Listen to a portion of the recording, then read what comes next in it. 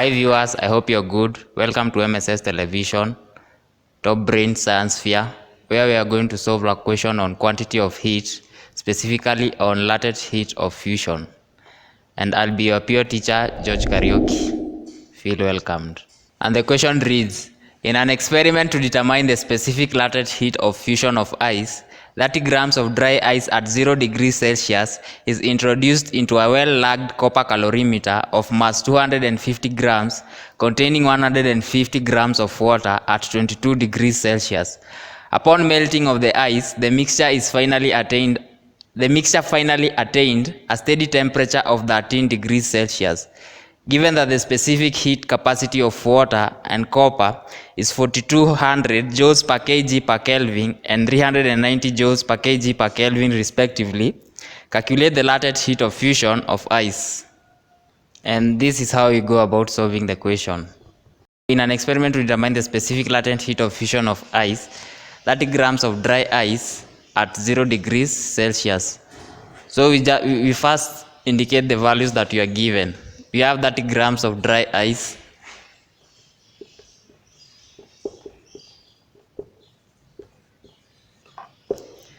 which is at an initial temperature of 0 degrees Celsius.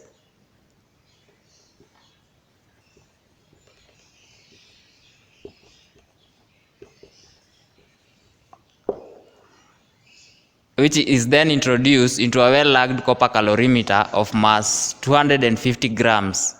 So the mass of the copper calorimeter is given as 250 grams. And that of water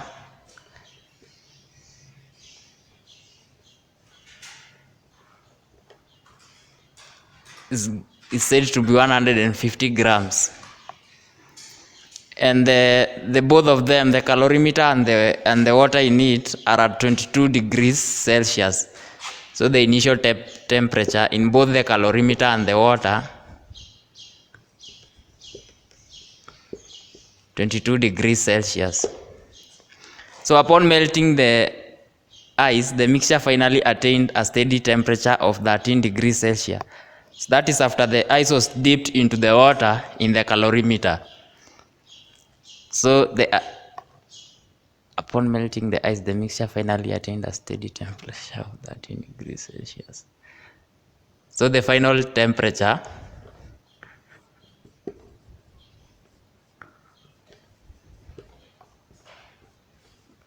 13 degrees Celsius. And then you're given the specific heat capacity of water and that of copper.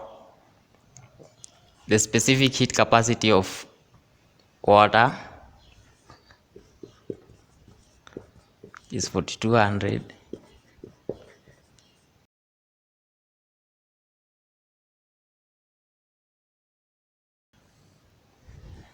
and that of copper 390.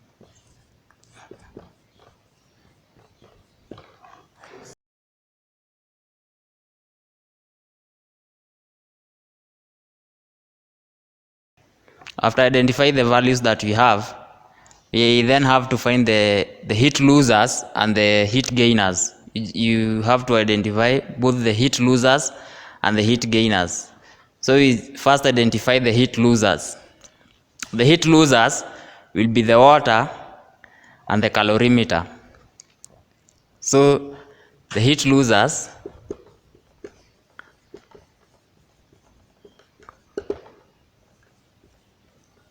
the water plus the calorimeter.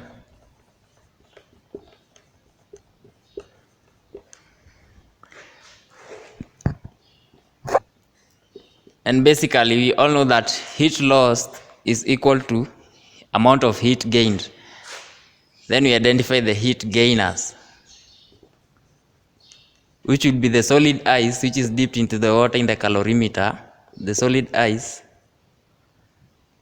plus the ice after it melts, melted ice.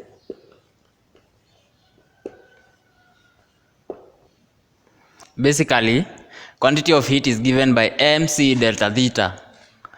So Q is equals to mc delta theta. M representing mass, C the specific heat capacity, and delta theta representing change in temperature. So we are going to apply this formula on this concept that we came up with of the heat losers and the heat gainers. Therefore, heat lost by the water is given by the mass of the water, the specific heat capacity of the water, and the change in temperature of the water, plus the mass of the copper calorimeter times the specific heat capacity of the copper calorimeter times the change in temperature of the copper calorimeter. Then you are going to equate the heat lost by the losers, the heat gained by the gainers, which are the solid ice, and the heat gained by the solid ice is given by the mass of the ice times the latent heat of fusion, plus the heat gained by the melted ice, which is melted ice is the same as water, which is given by the mass of the water times the specific capacity of water times the change in temperature of the water. We are then going to find the change in temperature of the water, the copper calorimeter, and the melted ice. So the water was initially at 22 degrees Celsius. After the ice was dipped into it, it fell to 13 degrees Celsius. So the change in temperature is 9 degrees Celsius. And since the water is in the calorimeter, the change in temperature in the water will also be equal to the change in temperature in the calorimeter. So the change in temperature in the calorimeter will also be 9 degrees Celsius. The ice was initially at 0 degrees Celsius, but after being dipped into the water in the calorimeter, it gained its temperature to 13 degrees Celsius. So the change in temperature in the melted ice would be 13 degrees Celsius. Therefore, we are going to apply our values into the formula. So the mass of water is given by 150, but we are going to convert the 150 into kilograms times the specific heat capacity of water, which is given and is said to be 4200 joules per kg per Kelvin,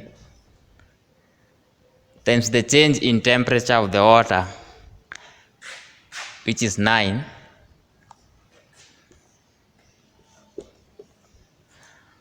plus the mass of the copper calorimeter, which is 250 grams. We divide by 1000 to convert the grams into kilograms, times the specific heat capacity of the copper calorimeter, which is 390 joules per kg per Kelvin, times the change in temperature of the copper calorimeter, which is 9. And so we are going to equate the heat losers with the heat gainers. So the heat gainers would be the solid ice and the melted ice. So the mass of the solid ice was 30 grams.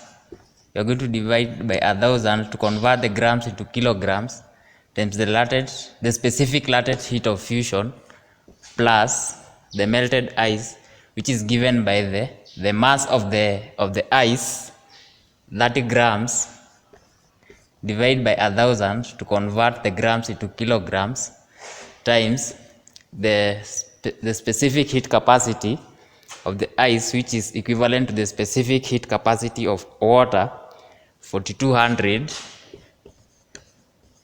joules per kg per Kelvin,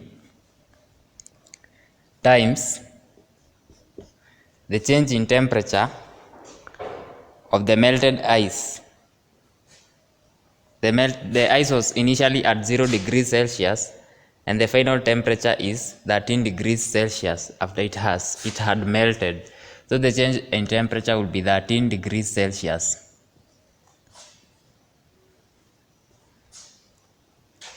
So, and if you do it correctly, we shall have 5670 plus 87.5 is equals to 0.03 Li plus 1638. So on the left hand side we shall have 6547.5 is equals to 0.03 Li plus 1638. To make Li the subject of the formula, 0.03 I would be given by 6547.5 minus 1638.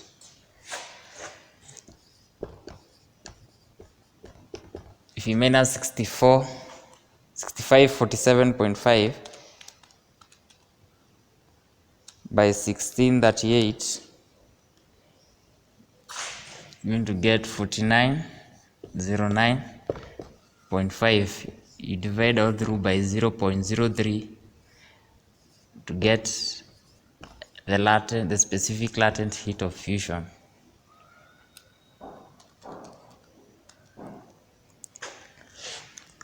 And if you do it correctly, you're going to get the specific latent heat of fusion being 163,650 joules per kilogram. And by so doing, you will have solved the specific latent heat of fusion of ice. And that marks the end of our lesson today. I hope you have enjoyed. Don't forget to subscribe to the MSS Television. Till next time, I have been your host, George Karaoke. Bye bye.